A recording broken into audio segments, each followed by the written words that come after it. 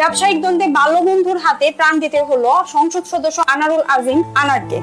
হত্যার মূল হোতা রহস্য মানব হিসেবে পরিচিত ব্যবসার পার্টনার আখতারুজ্জামান শাহীন আনার হয়তো কল্পনাও করেনি বাল্যকালের সুখ দুঃখের সাথীর হাতে প্রাণ যাবে।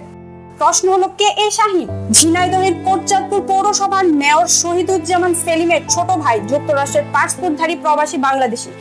বিদেশে বসে দেশের ঠিকাদারি করেন তিনি। দেশের বিভিন্ন স্থানে শত শত কোটি টাকার কাজ চালান।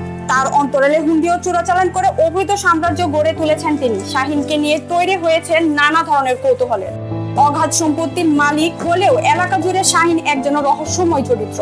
জানা যায় সোনা চোরাচালান ও হুন্ডি ব্যবসা নিয়ে দুই বন্ধুর মধ্যে টানাপোড়া কয়েক বছর ধরে। সেই বিরোধের জোরে বেআই সৈয়দ আমানুল্লাহকে নিয়ে কলকাতায় হত্যার পরিকল্পনা করেন শাহীন। উদ্দেশ্য ছিল আনারের সাম্রাজ্য পুরোটাই দখল করে নেবে শাহীন। আনার হত্যার ছক কষে দেশে ফিরে কোথায় গেছে তিনি সে নিয়ে গোয়েন্দা বিভাগের কাছে কোনো তথ্য নেই। ধারণা করা হচ্ছে দুবাই হয়ে যুক্তরাষ্ট্রে চলে গেছেন তিনি। সেখান থেকে ইতিমধ্যে জড়িত থাকার কথা অস্বীকার করেছেন তিনি। যদিও কিলিং মিশনে অংশ নেওয়া তার বেআই সৈয়দ আমানুল্লাহ গোয়েন্দা বিভাগের কাছে নির্দেশদাতা হিসেবে শাহীনের নাম বলে দিয়েছেন।